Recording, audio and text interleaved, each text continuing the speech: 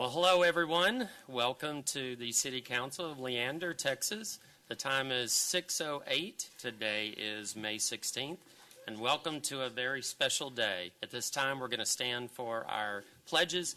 If you'll remain standing after the United States pledge, then we're going to let them leave the room. Thank you very much.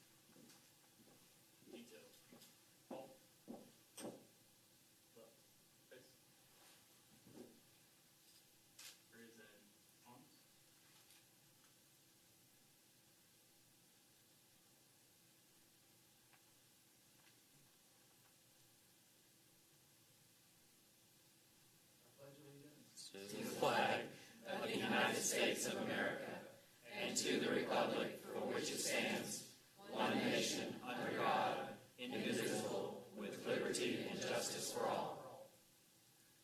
Honor Texas flag. I pledge allegiance to thee, Texas, one state, under God, one and indivisible.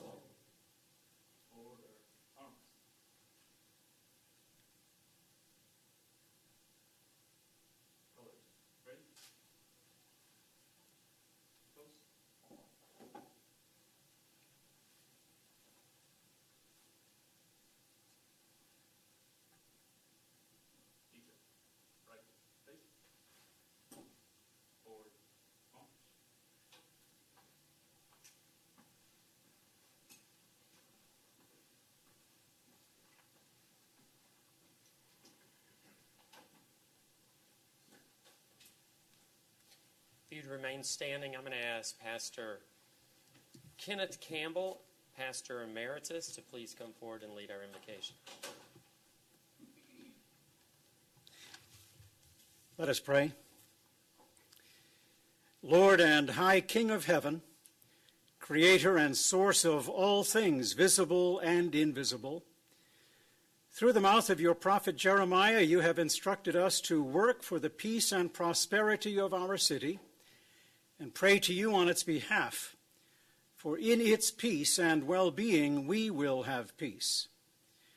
We come to you now on behalf of Leander, our city, asking for peace after a spirited contest to fill 3 seats on the city council. Many are pleased with the results, but there are those who are neither pleased with the outcome nor with the strife evident in the quarrels exchanged over social media during this contest. We need peace. We need your peace. Grant this, dear Lord. Your word commands us to pray for all those in authority so that we may live peaceful and quiet lives marked by godliness and dignity. Thus we pray for Kent Cagle, our city manager, and all members of city staff, including our fire department and the presumptive fire chief, Billy Wuste, as well as all those peace officers having given the ultimate sacrifice in the service and protection of our communities. We pray, too, for Mayor Troy Hill and council members, thankful for the services of Andrea Navarrete, Shannon Shepard, and Jeff Sealer. We ask your continued guidance for Michelle Stevenson, Christine Setterquist, and Marcy Cannon, as well as newly elected council members Catherine Pantaleone-Parker, Jason Shaw, and Chris Zernick, soon to affirm their oath of office as administered by Judge Edna Stout. We pray your blessing on Judge Edna and the work you have called her to as a justice of the peace in Williamson County. Give each of these servants wisdom from above. Meld our city council into a team who will respect one another, who will civilly disagree with each other as they strive for better decisions, who together will listen to and respect all the citizens of Leander. Guide them in their decisions and actions that they might fulfill your purposes and thereby give honor and glory to you. Direct and prosper all their consultations to the safety, honor, and welfare of your people in this city. Founding Father James Madison acknowledged if men were angels, there would be no conflict or crime in government. But we humans are not angels, and there often is conflict and crime in government.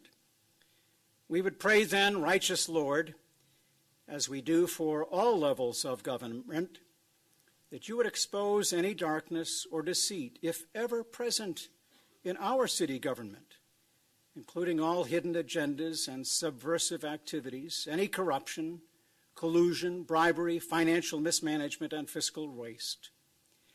We desire, O Lord, to see our city prosper as we care for one another as good neighbors, doing unto others as we would have them do unto us. So, in accordance with my own faith tradition, I pray this, in the strong name of the Lord Jesus Christ, whoever lives with you and the Holy Spirit, one God, now and evermore, world without end. Amen. Amen. Thank you.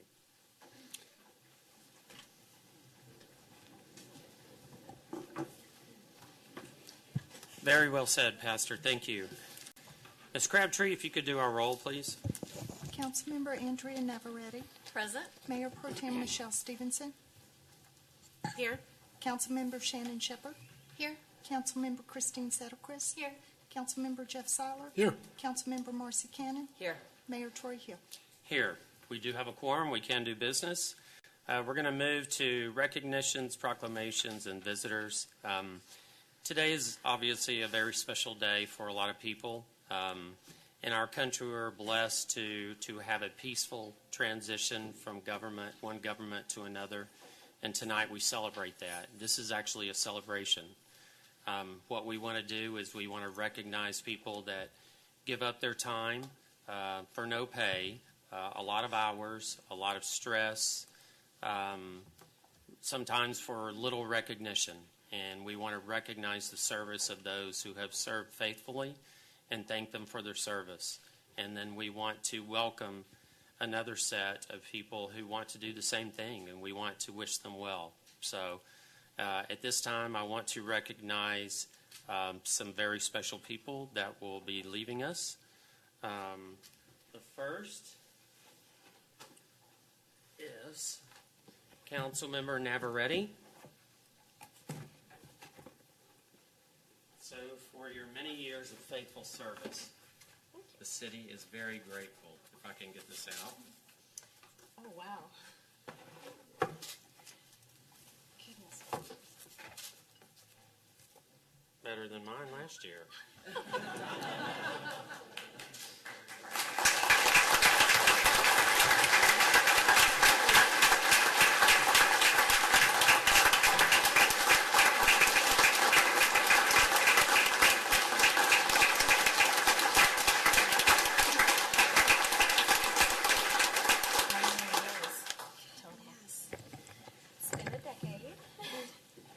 To go ahead and say a few words? I started this journey back in 2001, I guess creating the first Parks Board and Liberty Fest, and been serving council consecutively for a decade now. This means a lot to me. My service means a lot to me.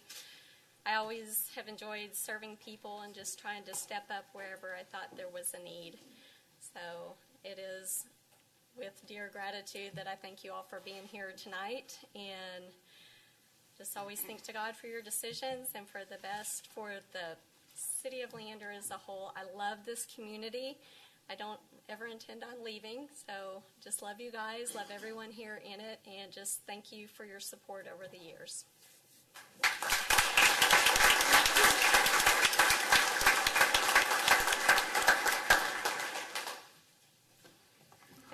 All right, next we have Councilmember Shepherd.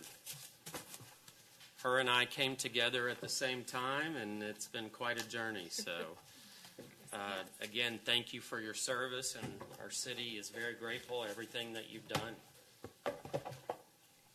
This time I got it out a lot easier. So.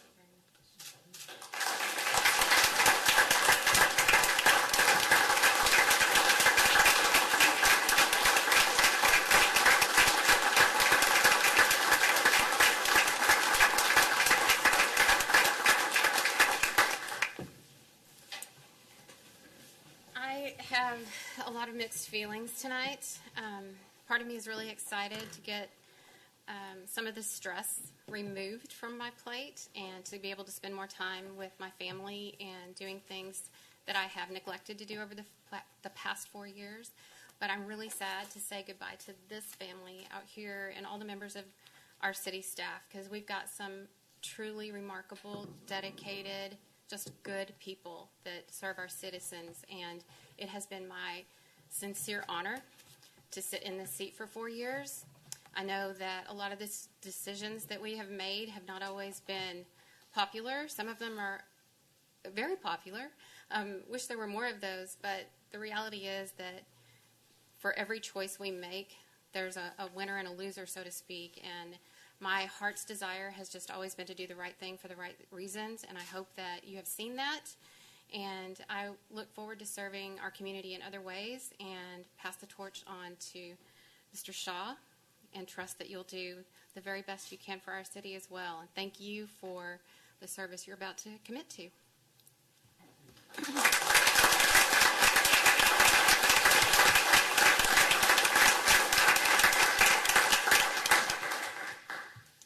Last but not least, Mr. Jeff Seiler. Jeff, thank you very much for everything you've done.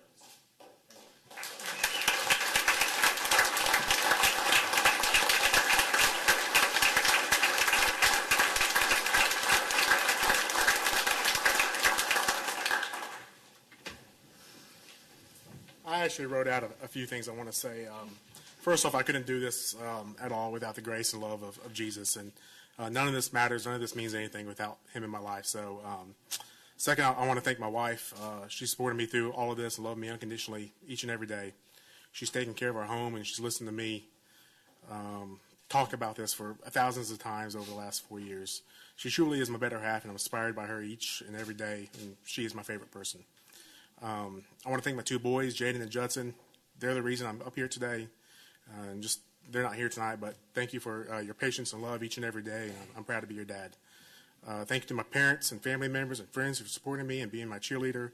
I really felt like I had the best support system because of you, and I think everybody should have that. Thank you to the staff of Leander. I'm sorry we let you down at times. I had the opportunity to laugh with many of you the past few years, cry with some of you, and share life with many people. You don't deserve what's been going on the last year, and I know there will be many days ahead of uncertainty, but be confident in yourself and your work. You're better than any of us up here because of your professionalism, and you are the reason Leander is successful and will continue to be. Special shout out to Miss Robin Griffin. I felt like I grew up with you over the last 8 or 9 years, and I appreciate your knowledge and willingness to always help. I want to call out a couple people that have helped shape me over the years: Chris Fielder, Michelle Cantwell, Dave Siebold, Jason DeShawn, Ron Aberzies. Your knowledge and passion about the city is admirable. I also want to truly appreciate new council member Chris Cernick. Where'd you go? There you are. You're a good man. You love your family and have a servant heart. I want to encourage you to always ask questions, do your research, meet with everyone, and always put the community first. Don't hesitate to ever reach out if you ever have any questions about anything. And I truly believe there is no better man to come in and heal this council than you. And I encourage you to make that a priority from day one. Thank you, Andrea, for your sincere friendship. You have such a passion for leadership, and I'm honored to be your friend. Thank you, Michelle. Michelle is probably the nicest, most selfless person I know. She has an unbelievable heart. We're all better for her dedication and serving. Thank you, Shannon. Shannon's full of passion. She's the truest definition of being a servant in this community in more ways than most of us will ever know. Thank you, Kent. Kent, you're a valuable asset to the city. You're so knowledgeable and a terrific CEO for this organization. I truly appreciate you. Thank you, Marcy. Marcy loves Leander and works incredibly hard at her craft. She's always shot me straight.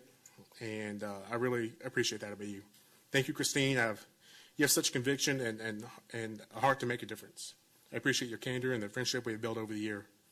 Over the last, I guess, spring, I've been reading this book called The President's Club, and it's about the relationship former presidents have with the current one, and the support they provide, and how they have this special bond. And about 3 weeks ago, I read this excerpt from George H.W. Bush, number 41. He wrote in his diary about getting defeated by President Clinton. I'm just going to read just this small part here. He said, "Now to bed, prepared to face tomorrow. Be strong, be kind, be generous of spirit. Be understanding, and let people know how grateful you are. Don't get even. Comfort the ones I've hurt and let down. Say your prayers and ask for God's understanding and strength. Finish with a smile and some gusto, and do what's right, and finish strong." So tonight, that's what we do, and thank you, Leander.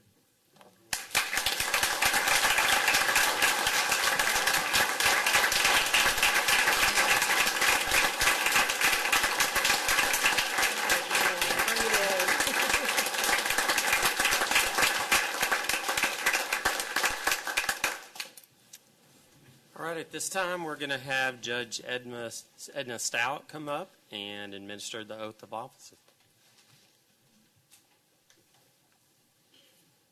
It's an honor to be here this evening. Thank you so very much for allowing me to perform the oath of office for these three new councilmen.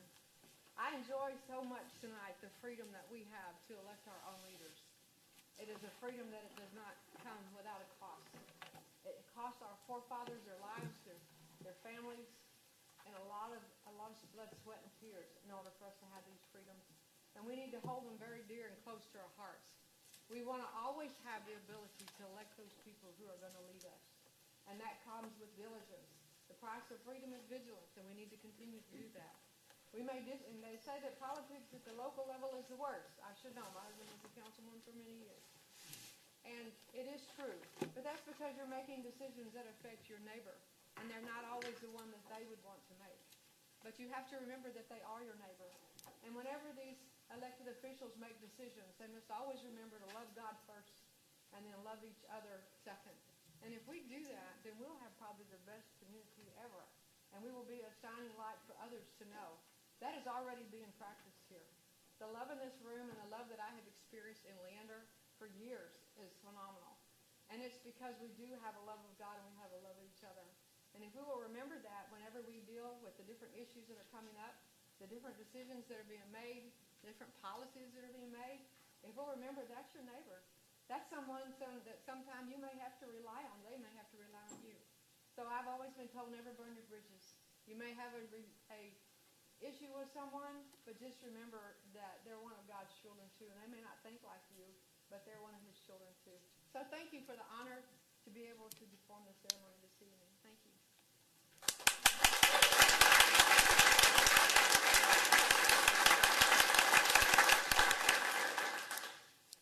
Are you going to call him up, or am I? Go ahead. I like it when somebody says, "Go ahead, Judge." I hear that a lot. "Judge, you do whatever you want to." I said, "Well, that's not really true." But there are a lot of people that believe that. Okay, I would like to call up my dear friend Catherine. Where is she? Catherine? I'm going to say that part. I'm going to get there. Where do you want us to stand? Here in the middle? By the flags? Have you got a appointed place? That's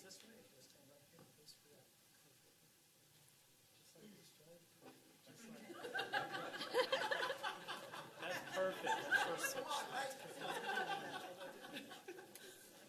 I don't know all about these photo ops. We want to make sure we get a good picture, right? Yes. So, Catherine, please raise your right hand and repeat after me.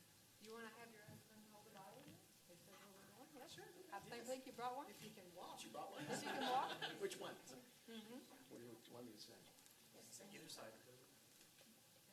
We stand beside us? Very good. All right. You got one? Does Ken have a Bible? Mine's in the car. I got one on my phone. Okay. Got one on my phone. I should have brought the one in my car. You know? Okay, that'll work. Thank you. Well, at least you're not holding the phone. Right. All right. Say,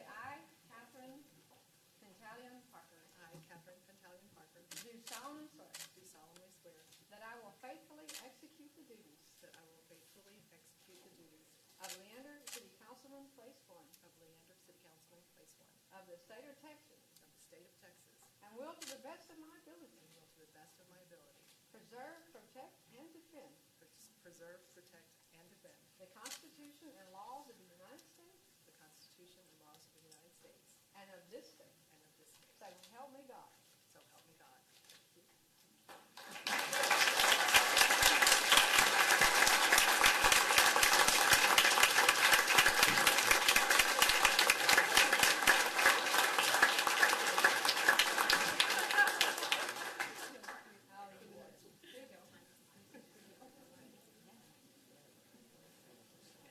This really is his tiny little Bible.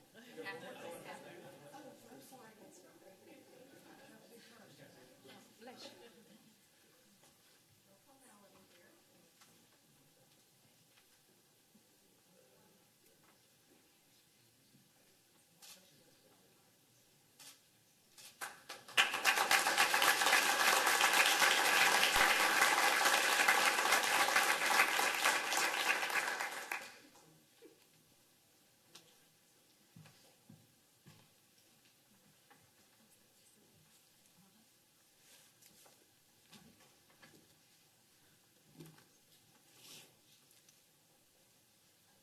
We're a little confused on what we're supposed to do.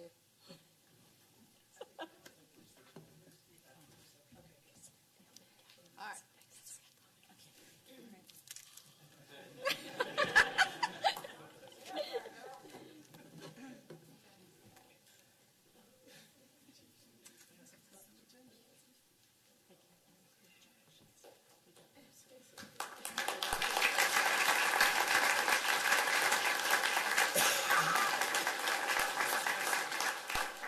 Hey, Jason. Okay. I didn't have a line on the floor.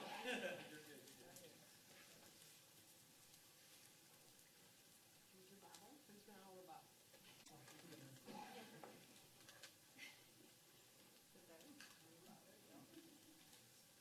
Hi. Who are these young girls? Okay, you raise your right hand, repeat after me.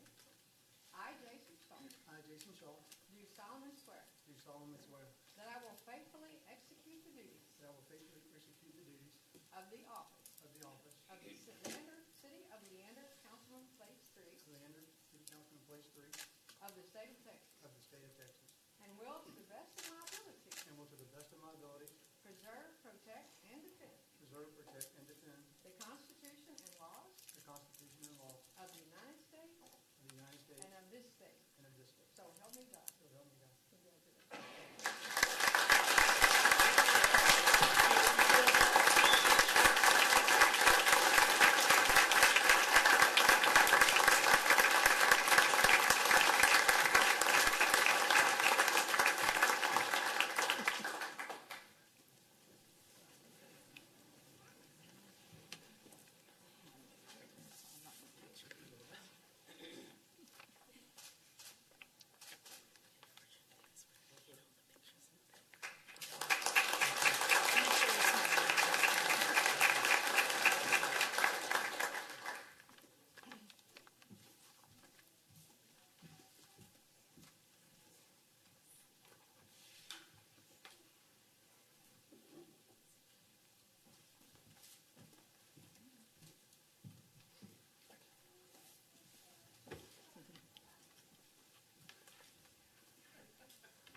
Chris?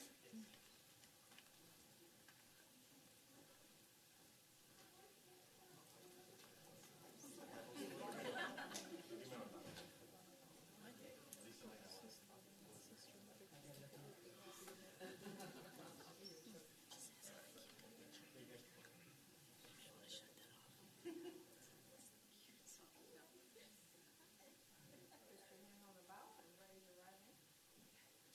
Say, I, Chris Herman, I, Chris Cernick, do solemnly swear do solemnly swear that I will faithfully execute the duties that I will faithfully execute the duties of the office of the office of City of Leander, Councilman, Place 5, of City of Lander, Councilman, Place 5 of the state of Texas, of the state of Texas, and and will to the best of my ability and will to the best of my ability preserve, protect, and defend preserve, protect, and defend the Constitution and laws of the United States the Constitution and laws of the United States and of this state. and of this state. So help me God. So help me God.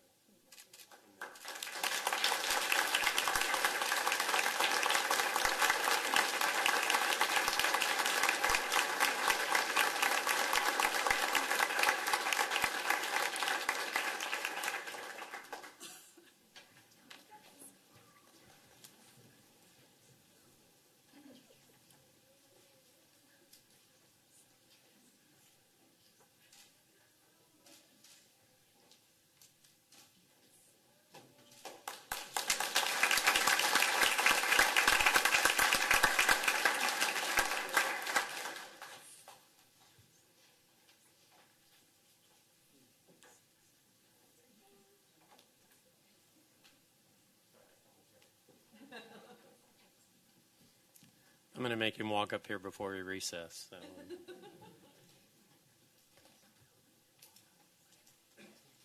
Thank all of you for your service, and may God bless all of you today.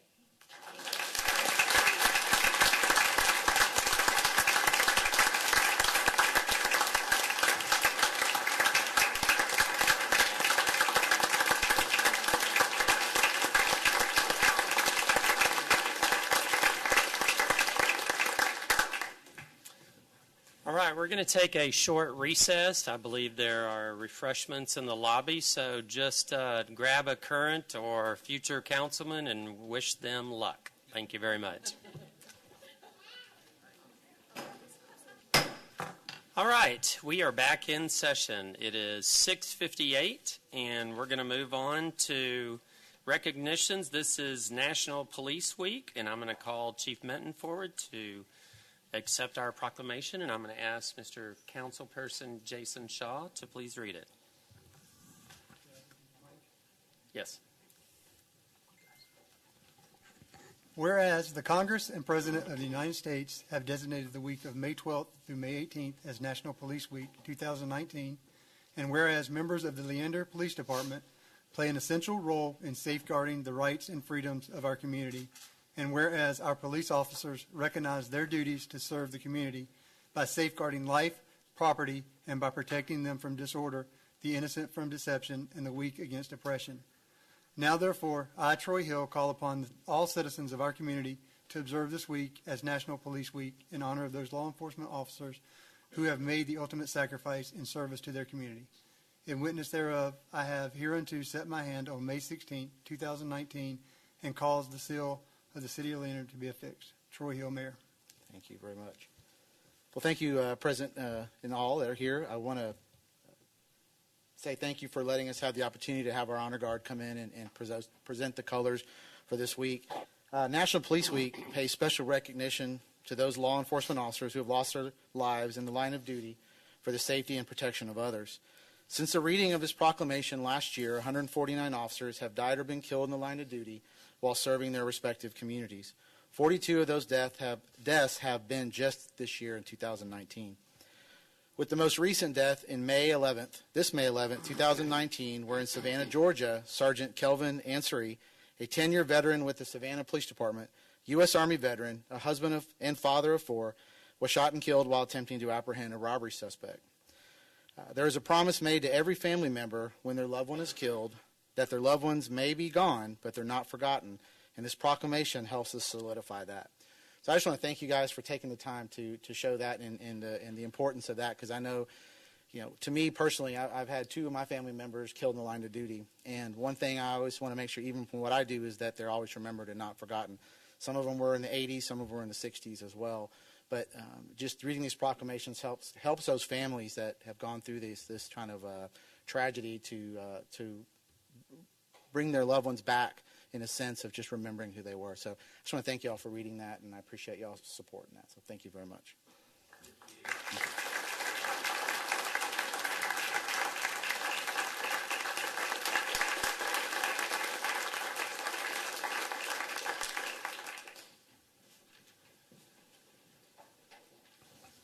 We don't say it enough, Chief, but thank you to every one of you your officers and for everything you guys do every single day. So thank you.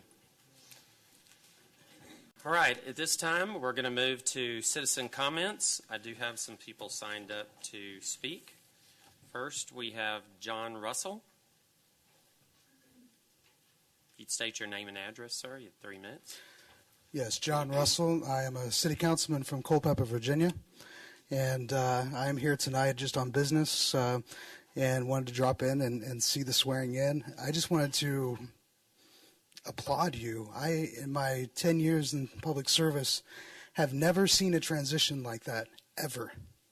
The fact that you have both the outgoing and ingoing here, the citizens themselves standing applause for both, the judge's remarks, amazing. I just want you to know, I wasn't actually going to say anything, but I'm just so blown away tonight.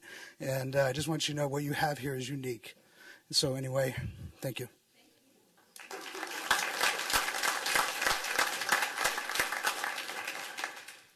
And Miss Karen Thompson.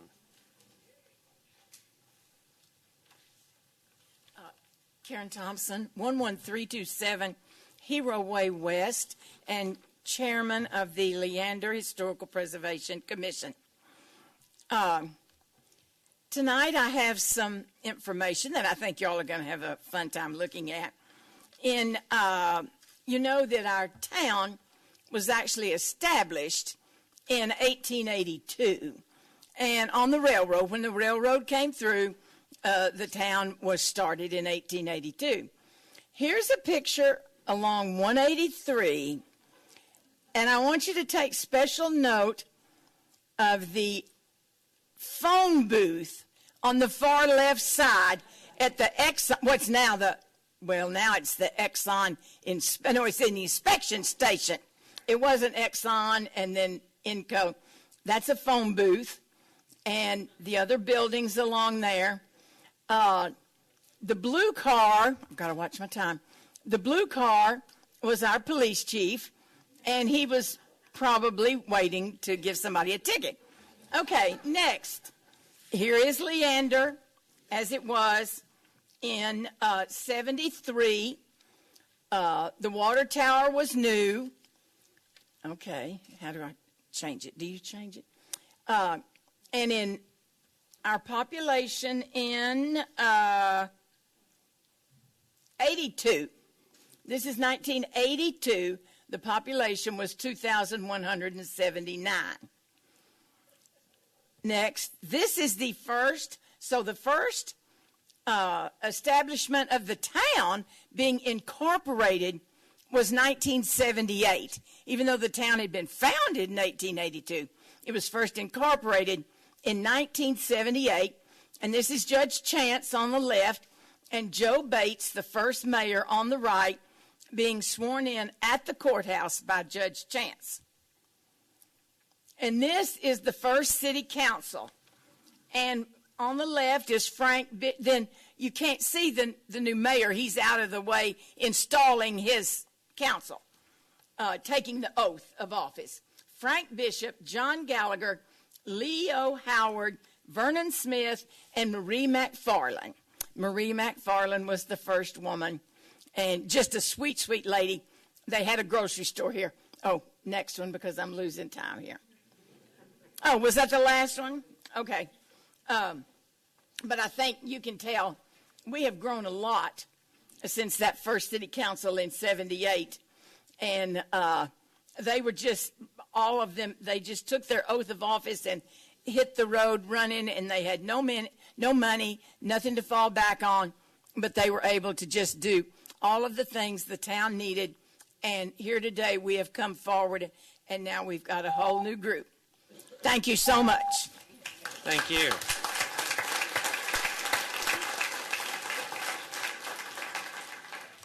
And I must say, you look very spiffy tonight.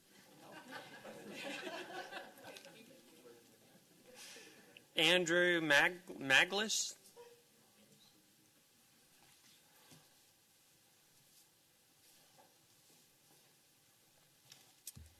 My name is Andrew Maglich, and I live at 1350 Sunny Drive, apartment 10303, Leander, Texas 78641. Good evening, council members. Today I speak on behalf of a group, Fresh Start Leander, due to our concerns regarding a severe lack of local political engagement among our city's young people.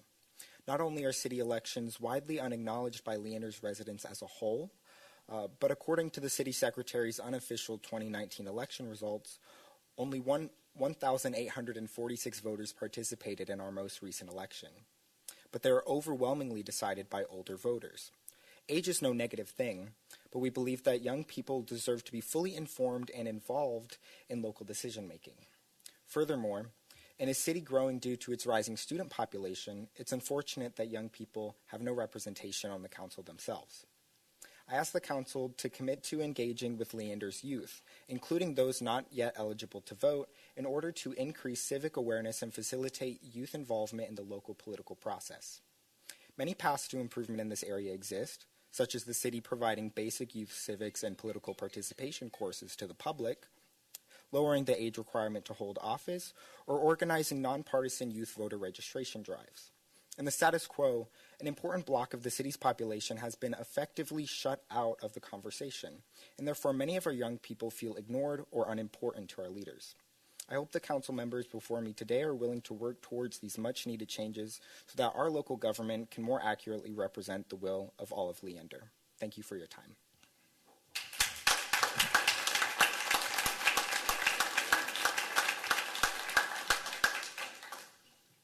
Mike Sanders.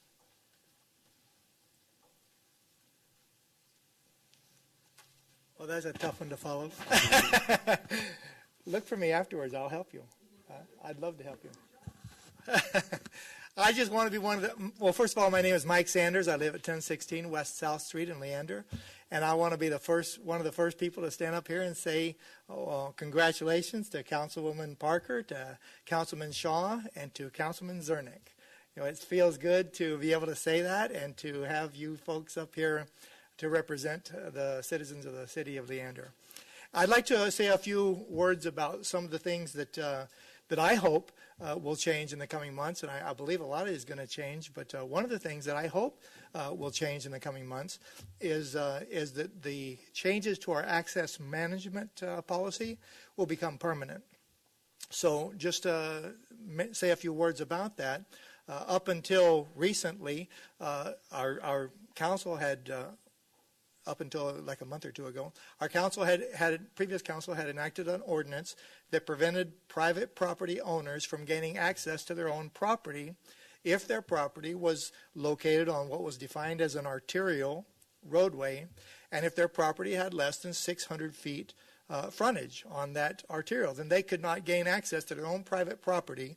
They could not put in a driveway. They could not use their property, even if it was in a commercial zone. Now, just to put this in perspective, right, a football field is 300 feet long. That's a football field. So if you had a piece of property that's 500 feet long, which is considerably longer than a football field, you still could not gain access to your property according to that previous access management code. Fortunately, our Mayor Troy Hill led the charge to change that, and I'm very happy that he was able to get support from City Council in changing that ordinance temporarily. The idea was that it would change only until after the elections, and now the elections have happened. So the temporary nature of that change, I hope, will come up soon in a City Council meeting, and I hope that you'll make it a permanent change, and I encourage you to do so. Thank you very much. Thank you very much. At this time, we're going to move to staff reports. Mr. Cagle. Sir, Mayor and Council, I will be brief. Quick sales tax report. As you can see, over into May, we had this month a 3.3% increase over last May, which you can see was a very large increase. But just to help everybody remember, this is reflective of economic activity that took place in March. So there we go. So in March, as consumers buy and retailers collect the sales tax, they collect it in March. They send it to the state in April, and then the state sends it out to the individual taxing entities in May. So this reflects what went on in March. So this was a 3.3% increase, is pretty meager compared to what we've had in the past. But to put it in perspective, number one, it's the second largest check that we've ever received in the city's history. You look at our 12-month rolling average, and we're at about 13.8% on a 12-month rolling average. And then if you look only at our fiscal year, we've got 6 months in the books in our fiscal year. 1, 2, 3, 4, 5, 6. We're at an increase of 19.5% for this budget. And then to look at our neighbors, the other thing to note is countywide, the average change of all the cities in Williamson County was 2.22%, so we exceeded that. Statewide, it's not on this chart, but statewide, all cities in the state were up only 0.48%. So if you look at this column, that's the percent change for the check this month. And then this is year-to-date, calendar year-to-date. It's the way the state reports it. Our fiscal year is a little different.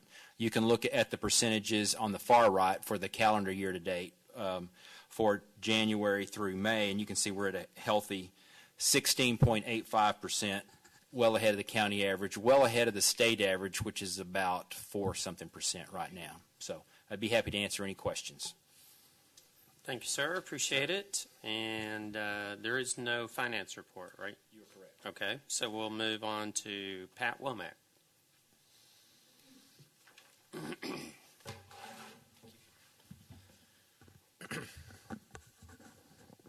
Good evening, Mayor and Council. This is the water use and supply update for April 2019. If you look at this first chart or graph, this is from the LCRA.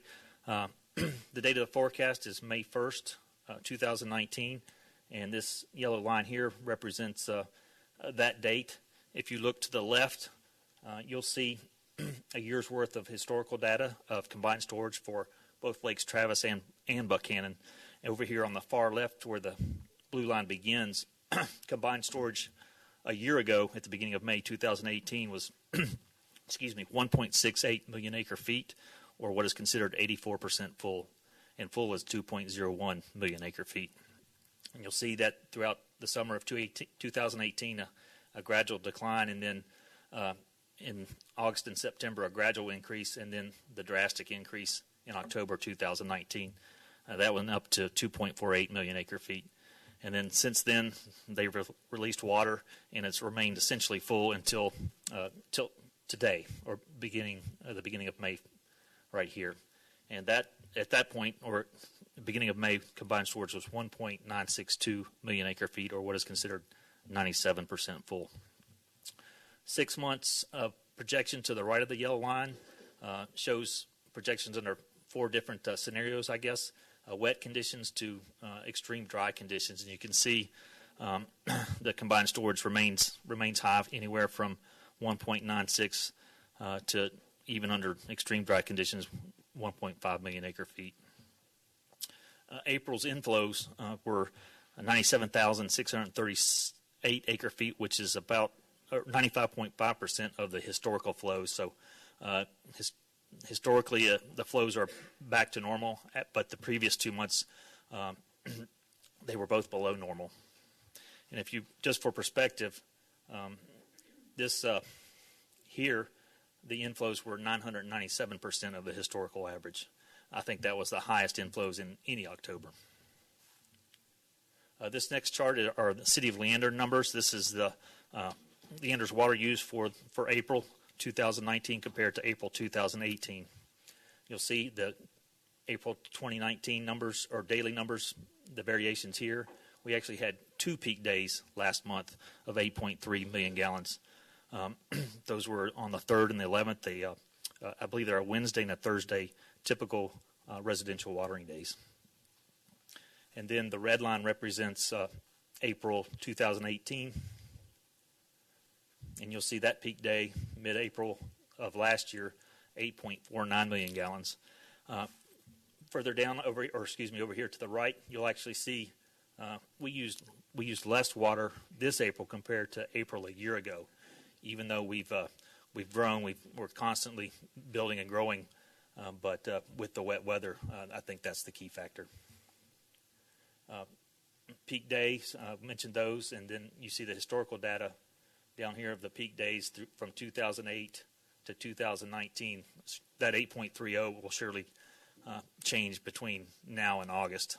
It'll continue to go up, but typically our peak days are in August. This next chart shows water connections for total water connections, residential, apartment units, and commercial connections. If you look over here on the far right, you'll see the April 2019 numbers. Total connections for April 2019, 18,604 connections. Of those, about 95% are residential, or 17,000, almost 17,600 connections. And that's the dark blue and the lighter blue numbers. Down here, you'll see the apartment units, which is a little different than connections. A lot of these larger apartments have master meters, or 1 or 2 meters for their entire complex, so they could have 100 or 200 connections for that 1 meter. That's why we report the units instead of the connections, and that has increased slightly from to 1,970.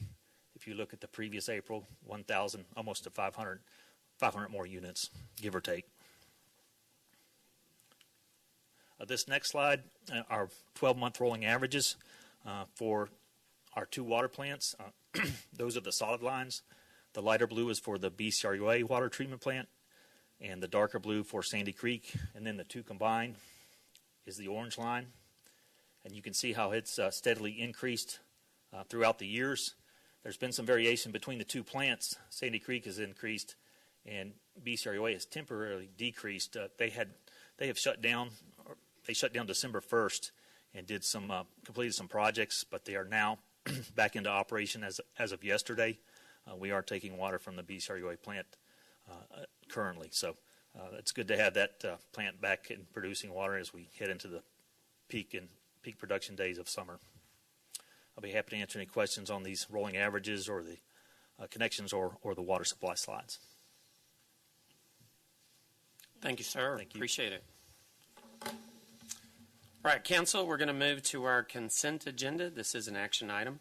Motion to approve. I'll second. All right, we have a motion to approve by Councilmember Sederquist with a second by Ms. Cannon. All in favor? Passes unanimously. Thank you very much. All right, we're going to move to our public hearing.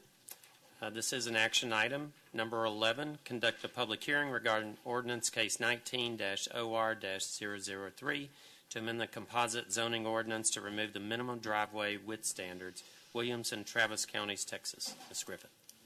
This is a public hearing to make an amendment to the composite zoning ordinance. The City Council adopted several amendments to the ordinance in 2017 in an attempt to promote streetscape standards. One of those amendments included limiting the driveway width to 18 feet. This limit applied where it intersected with the street itself, and then you could flare out for your parking. During our implementation, we found that it's challenging when you have a 3 or 4 car garage. Excuse me. Staff is proposing that this limit is removed from the zoning ordinance. The Planning and Zoning Commission recommended approval, and I'll be available for questions. Thank you very much. The public hearing is still open. Would anybody like to speak on this item? Last chance. All right, so I'm going to move to close the public hearing and move to discuss and consider action on the first reading of regarding Ordinance Case 19-OR-003. Motion to approve. I'll second. All right, we have a motion to approve with a second. All in favor? All right, motion passes unanimously. All right, number 14, discuss and consider action on the first. Oh, number 13, sorry. Ah, boy, did I almost blow that one. Discuss and consider ratifying the city manager's selection of Billy Wuste as Leander Fire Chief. No pun intended, sorry. Well, Mayor and Council, as you know, Chief Wusterhausen is here, and as you like to say, it's a common spelling of the name. So if you're ever confused about that, It is the common spelling, and I believe you've all seen his resume. Some of you had a chance to meet him, and I'd be happy to answer any questions. And he would as well if you'd like to. All right. I would like to make a motion to approve. I'll second that. All right. We have a motion to approve and a second. All in favor? You got it. You can't get out now. Welcome. Lock the door.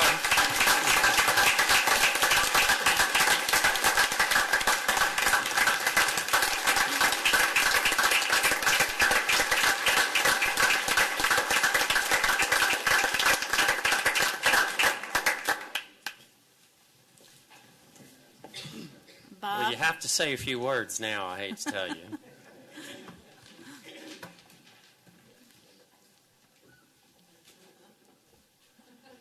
Mayor and Council, City Manager, it's an honor for us to be here tonight. My wife Rita is with me tonight, and our family is super excited about this opportunity to move forward and lead this fire department as we serve this community. I've got to brag on the firefighters for just a second, though. I've already received 2 phone calls about the firefighters, and I've not even started. It's not even my first day. And the best thing is compliments, not complaints that I was receiving. So a neighboring chief had called up, and they've had a loss in their department. One of their firefighters had passed away, and they were just wanted to express their appreciation for the support, both financially and in kind donations and support from the Leander firefighters and the Firefighter Association. Then the second was from a resident who had to utilize the 911 service, and he just went on about how professional and kind and courteous the firefighters were during his time. And so I just wanted to thank you guys for this opportunity and look forward to meeting you and working with you more. Thank you.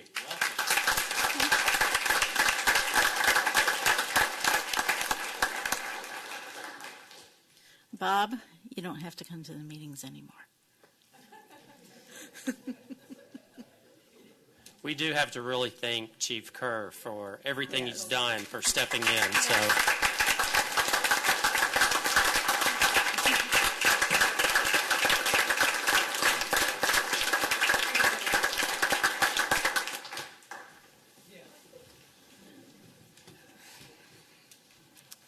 we have great firemen as well as great policemen. So for those of you that don't live here, we are very, very, very blessed, and we don't take it for granted, I can assure you. So thank you. All right, we move to item 14, discuss and consider action on the first reading of an ordinance granting to the Pedernales Electric Co-op its legal representatives, successors, lessees, and assigned certain powers, licenses, right-of-way, privileges, and franchise to construct, maintain, operate, and use a transmission and distribution system in the city of Leander to provide electric utility service and providing a process for resolving violations of the ordinance. Thank you, Powers. Thank you, Mr. Mayor, members of the City Council. I tried to get up here while the applause was going on just to see how it felt, but I was a little slow on the take. But anyway, at your last meeting, we had the first the public hearing for this renewal of the electric franchise agreement with Pedernales Electric. The city's charter requires a public hearing and publication in the newspaper of the public hearing and 2 readings of any ordinance granting a franchise for a public utility to operate within the city of Leander.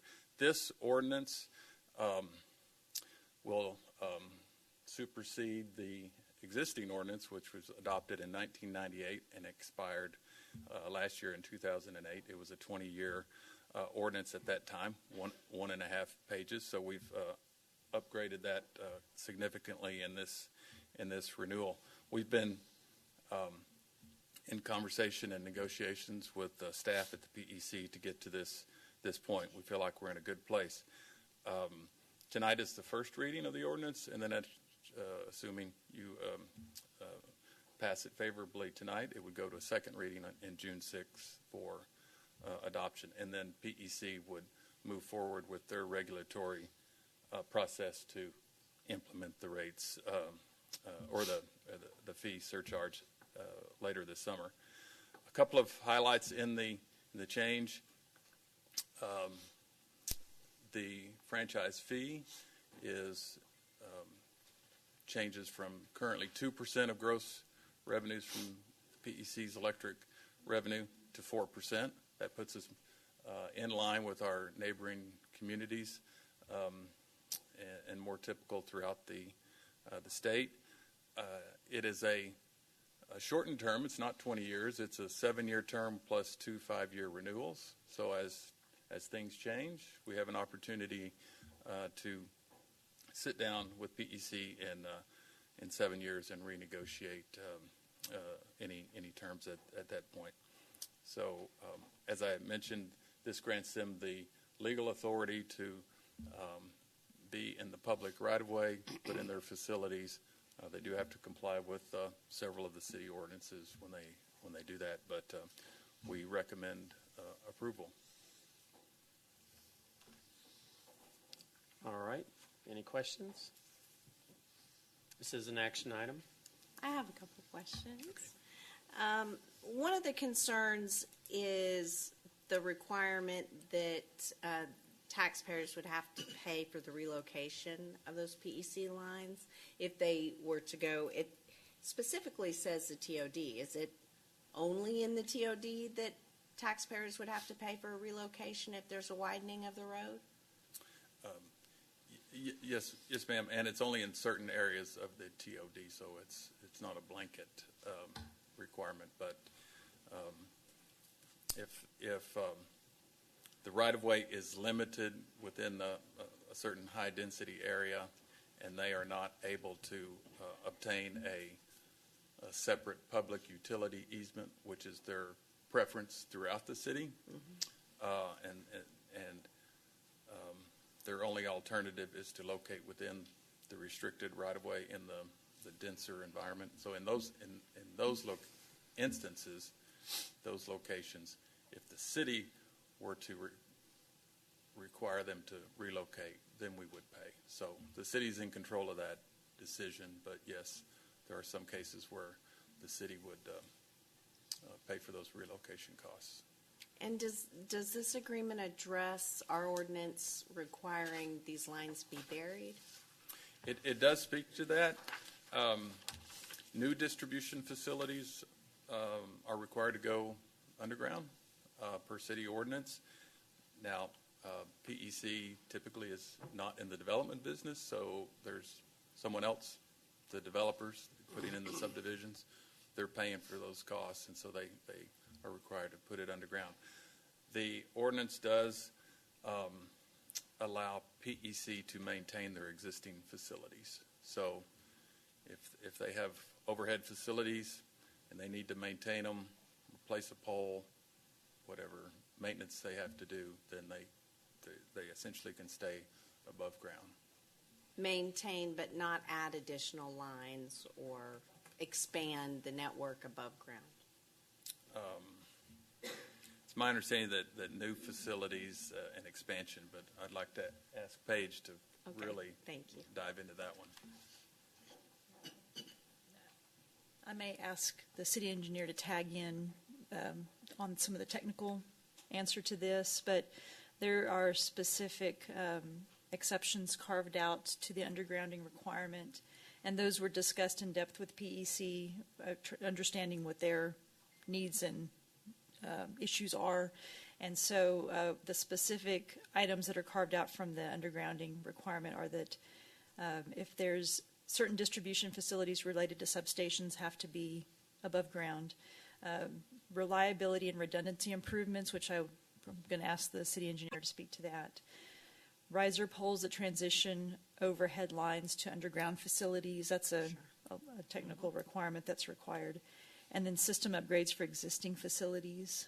So if they do an upgrade to an existing facility, then that would maintain the above ground nature of that. Whether a pole would be added in that case, I imagine that's going to be an engineering type decision that gets made at that point, a technical decision that gets made. So, and is there anything else?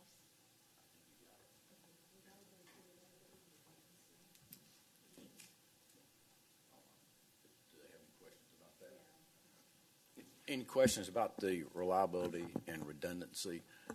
that you? Yes, so in the past, we've seen where they say they're maintaining the lines, and then all of a sudden, 3 new poles are up, and it appears as though there's a lot more lines Well, on there.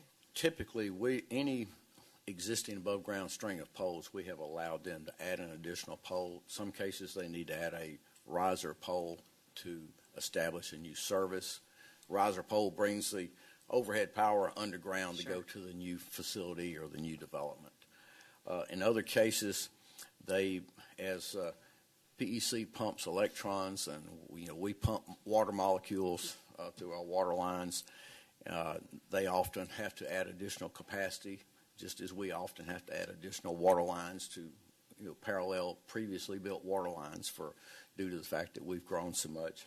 And in those cases, they sometimes need to increase or add another circuit on an existing above-ground string of poles. And we have allowed them to do this, and they're allowed to do this in the franchise agreement.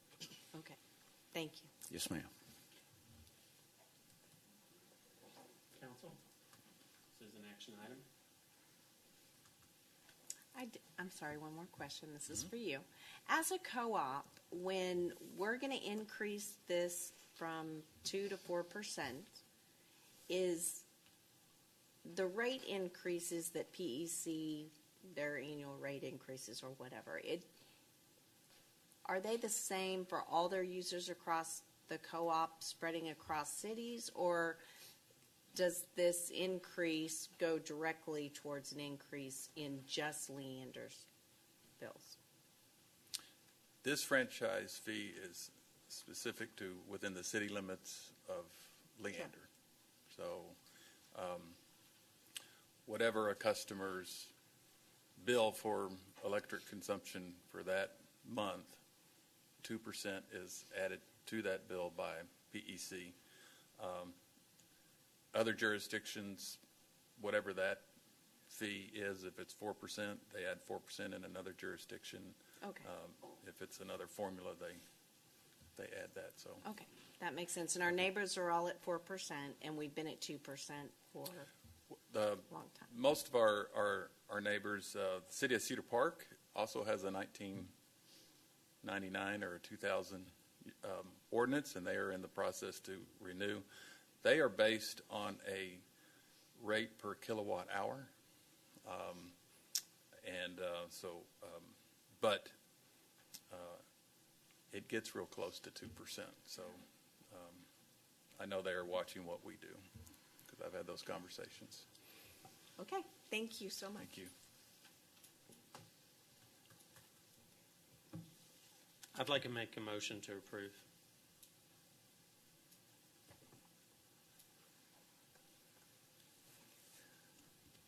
And now a second.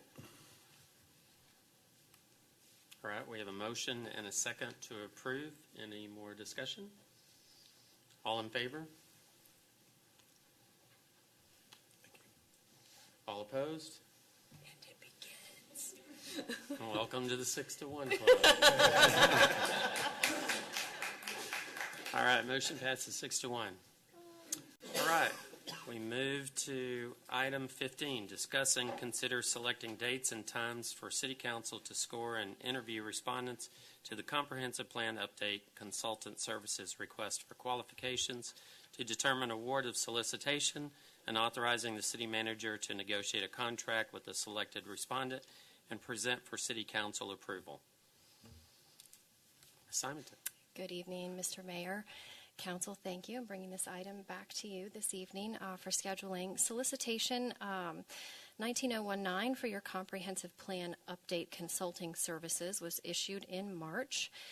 We received 4 responses to that solicitation: Verdunity, Half, Gensler, and Design Workshop. Our initial instruction from Council was to score the responses and bring forward our short list of the 3 top scores. Given that there are 4 responses, we thought that perhaps Council would want to interview all 4. Each council member has been provided each of those responses in their entirety on a flash drive. Some were distributed at the last meeting, some just recently, so you have those responses. So tonight is about identifying several dates if we can for those interviews. And our recommendation is that we select 2 dates and council interview 2 firms on the first date and 2 firms on the second date. We've actually looked at several dates that may be convenient in June. If we could please look at, if possible, June 13th is a Thursday, and also June 20th in the afternoons, if possible. If I may make a suggestion, council may want some extended time to conduct these interviews. Would a 3 o'clock time slot on those Thursdays be possible? I realize that's a big ask. Okay. If my husband's out of town, it's going to be kind of difficult. But I might be able to switch the pickup time for the kids with the other family and carpool with. Okay. That would be a possibility. Okay. So for both days. School's out. At that point, okay. Yes, When is this? June. Oh yeah. Oh. Okay. No problem then. And is Thursday the best day because that's where people are used to meeting on Thursdays for council meetings and such? Or? That's where our logic lied, yes. And the format that has been discussed is a round table format similar to your 5 p.m. meetings, so they can present and answer questions and have a meaningful conversation. Appreciate that. 3 p.m. on Thursday, June 13th, and 3 p.m. on Thursday, June 20th. Appreciate it. Thank you very much. Yes. I should be here. On this agenda item for 3 p.m. The city manager to negotiate and bring that back for the council to approve, so you may. Don't we interview them first? You will, but this is all a part. You'll do the interview and then the city manager will negotiate the contract and bring back the selected respondent to the council for final approval. If you want to, we can do that later. There'll be time to do that. Okay.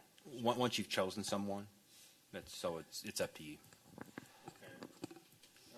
Excuse me, do we have to vote on who we're choosing Not right. before the contract is negotiated? Yes, ma'am. Yeah, Okay. you'll send a selection. Okay. So we could change this, just a vote to use the dates of June 13th and June 20th to start the interview process. I will make a motion to do so. 13th and, okay, you got the, 13th and 20th at at 3 p.m. 3 p.m. And I'll second that. Okay. We have a motion and a second. All in favor? All right, passes unanimously. Thank you, Ms. Allen. All right, we're going to move to discuss and consider appointments of a council director and a citizen director to the BCRUA to fill at unexpired terms expiring May 2020. I would like to nominate as a council director Jason Shaw, and as a citizen director Jason Anderson. So only people named Jason may serve on this board.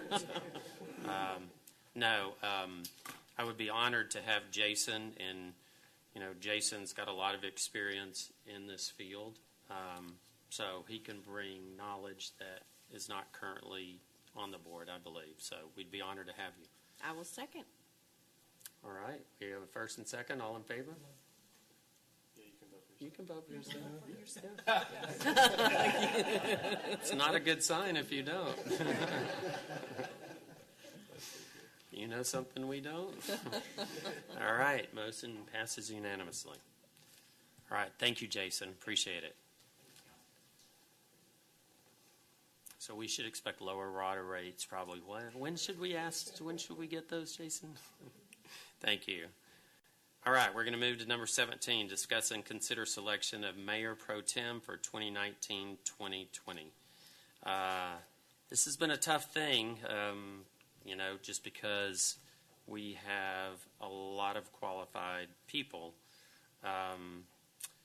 I wanted, the person I had actually chosen has indicated that they do not have the time, and I just wanted to thank her for her service, Ms. Cannon.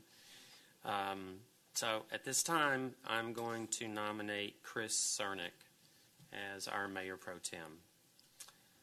I will second. All right, we have a first and second. All in favor? All right, that motion passes unanimously. Welcome, sir. Absolutely. All right, and I want to thank, our past Pro Tem, Michelle Stevenson, for a great year, and I want to thank her for all her service to the city. And, you know, any time that I couldn't be somewhere like the Gold Depository, I mean, she put on that hat, and she did take a gold bar for me that I asked her to take. So she's going to be delivering it someday. But I want to thank you for your service, and we appreciate it very much.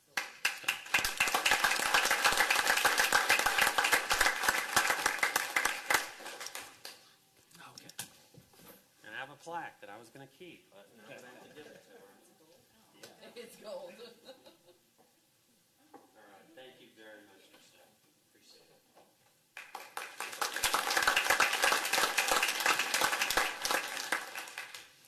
Everybody gets a plaque except me. But okay, we're going to move to item 18, discuss and consider the appointment of newly elected Councilmember Catherine Battalion Parker as the council liaison to the Historical Preservation Commission.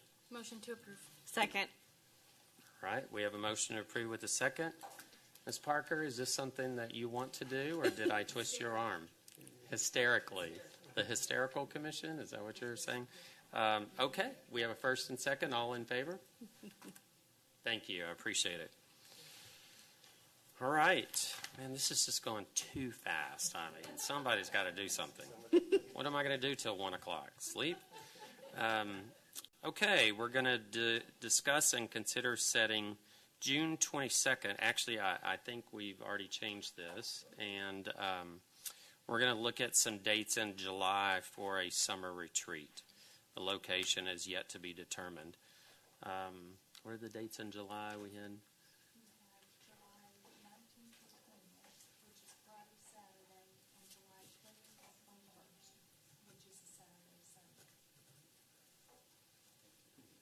What was the other one? The other one, 20 and 21. Okay. It's the same weekend. Okay. Excuse me? Oh, yeah, absolutely. If at all possible, I'd prefer 19th and 20th. Okay. How does the 19th, 20th? Okay. That would be preferable. Yeah. We have TML scheduled for the 19th. Tim.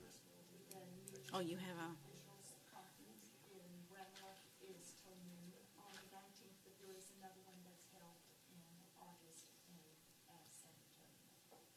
Okay.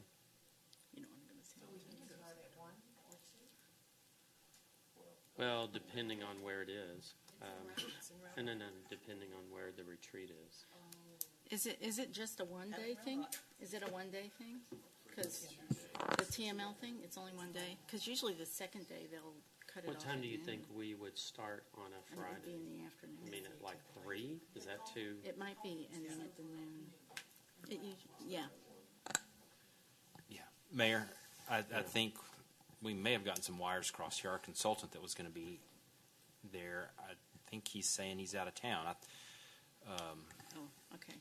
I don't know, but good evening, Mayor. Is and this Council. him? This is Yeah.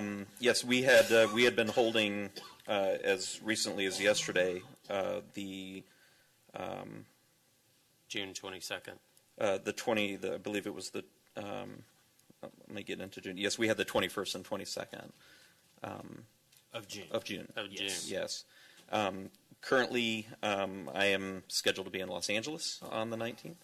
I can try to rearrange that travel to see if I can come back sooner, but I don't know if there's any flexibility in those dates. But I'd be happy to work with the city manager to try to nail that down. Should we bring this back maybe for, why don't we postpone this and then we'll try to get together and just get everybody's feedback. That sound good? Yes. I'll make a motion to Thank you, Mayor and postpone Council. till the Okay. next meeting. No? You don't? You don't have to take Okay, any action, awesome. just take no Okay. action. Great. All right. Thank you. We take no action. All right. Finally, something controversial. Number 20, discuss and consider directing staff to initiate a case before the Planning and Zoning Commission to allow septic. This is on 1 acre lots. So we've had some workshops. I know you guys have been a part of them. So the idea here is to revert back to what we had previously, which allowed septic for acreage lots. It tends to locate itself on the outer extremes of our city. So in my opinion, the types of developments that we saw in the past were, lower density, but they're further out. They didn't really stop anything from coming in front of it. And I think those types of developments from a city perspective are very good. They tend to be less strain on our school systems and on infrastructure. So I would just like to make it optional. So at this point, I'm going to make a motion that we approve. I'll second. All right. We have a motion and a second. Okay, to what approve. exactly is going on here? We already allow septic on acre-sized lots. Well, they I'm not have sure. to come before, they have to get approval right now. So this would make it totally optional. I'm just not sure exact. So we have an ordinance now. What exactly are we voting on here? Because it just says to allow So- septic, and I'm right. not sure what that. Sure. What exactly that is. This is on the 1 acre lots. Yes, 1 acre yes. lot subdivisions. And we And do have so- septic on 1 acre lots. That's what we allow already. So I'm not sure what's Well, the difference. the current ordinance Okay. says unless there are topo issues, that they would have to be on city services. Okay. So what this would do would revert back to what it used to be, which would allow the developer to make that decision based on the economics of the situation. Well, but we don't have anything written before us. So are you? Because I know we discussed this at a retreat where it said we're going to remove the new paragraph that was put in. Is that correct? Is that all that we're doing is taking that out, or are we totally changing the ordinance now?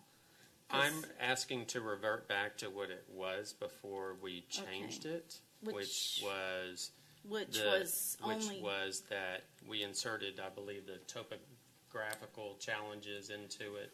Yes. Right, that's what was allowed by right. Right. Yes. Okay. Yeah. So you're just wanting to eliminate that portion of it. Absolutely. Okay, and then revert back to the other one, which would be, that still allows. But this would not. Septic. This would if it's not a certain distance mandate away. them to come before planning or come before the city to get approval to do it. So Okay. currently, distance is not, correct me if I'm wrong, staff, distance is not considered as a factor in allowing septic or not, distance from city utilities. And so unless there's steep topography, that new paragraph that was added in, Yeah. sure, you can have 1 acre lots, but you still have to pull wastewater, which is incredibly expensive. Okay. So It would I have been believe nice to at least have that ordinance as we're adopting it now, or changing it to before us. I don't think we're adopting anything. I think the agenda item is to initiate a case so that planning and Okay. zoning can draft the ordinance and then bring it through. Okay. Right, All right. absolutely. That's good. All right. That was a little clearer because Okay. it sounded like we were trying to change the ordinance now. So, Yeah, it does go okay. to P&Z. Okay. All right. So, Sounds good. all in favor? All right, passes unanimously. All right. Boy, it's 10 till 8. Council member closing statements. Well, I would just like to thank the 400 people that showed up for the reception and the changeover, and thank you to the 300 people that stayed. Y'all are missing it. It's quite an honor, and I'm very much looking forward to serving our community. It's an honor to be here, so thank you. I would like to how much time do I have? I mean, it's Not 9 very to 8, long. so we could talk for 1 hour.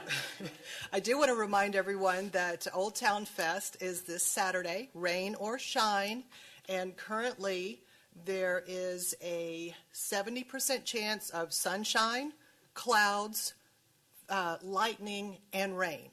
So there's a 30% chance of the same thing. So we don't know what could happen. Just show up, bring an umbrella, bring a friend, and bring some cash, okay? Thank you. Okay.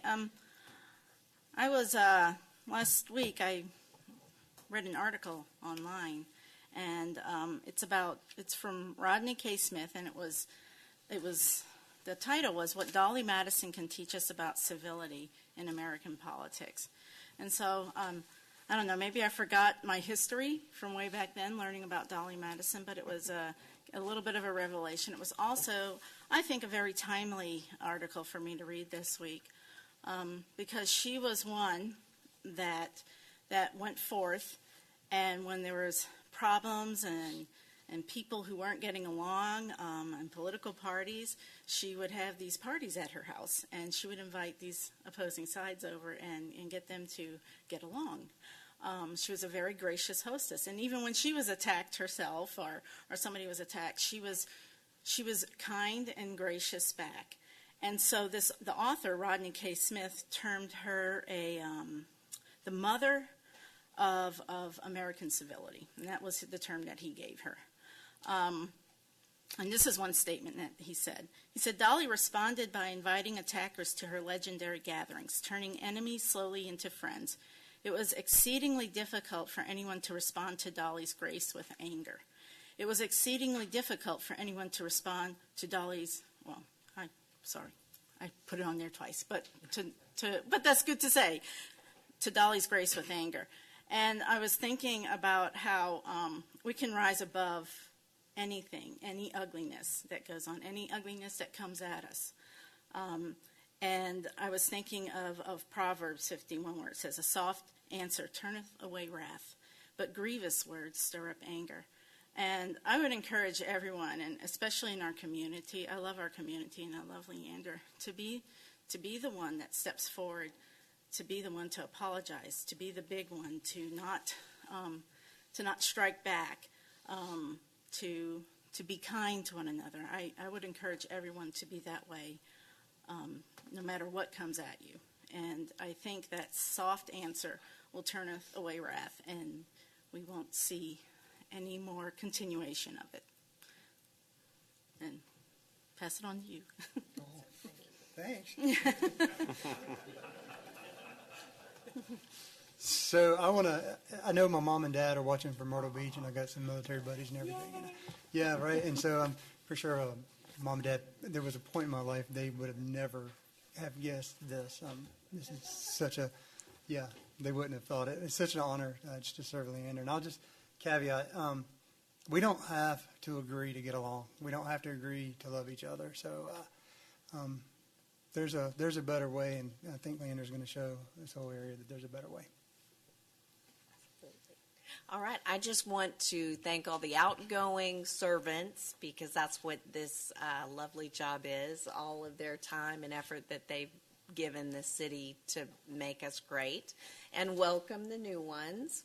And I look forward to implementing the citizens' voice, basically 68% of the citizens now, and I'm excited about where we're going. I'm very excited, so I hope you guys are ready for the ride. So thank you. Well, I am also excited, and I am honored to serve this great city. Thank you to all the citizens who have entrusted me, I guess, and given me your trust. I plan on making good on that. And thank you to city staff. I'm looking forward to building relationships there, too.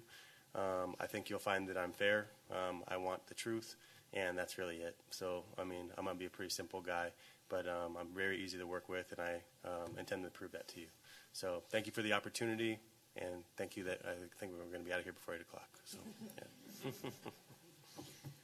All right, now that the bloodletting of the election is over, I'd like to remind everybody that we have a blood drive showdown with the city of Cedar Park. Good job. Thank you. I'm here all day. June 6th, we're going to have a sign-up going out tomorrow for people to sign up to come out. June 6th, we're going to have a blood drive bus over at the fire department. If we could not let Cedar Park win and have more donors than us, that would be great. Every donation saves about 3 lives. Wait, is this a contest? Yeah. Okay, you're going to have to give me more information. You were here when I announced it. Yes, Well, it is a I may have showdown. given We blood been that day, challenged- so I don't remember. We have been challenged by Cedar Park to have a blood drive, and so they're going to do one at the same time as us. On June 6th. June 6th. All right. Well, we've always wanted their blood, so, you know.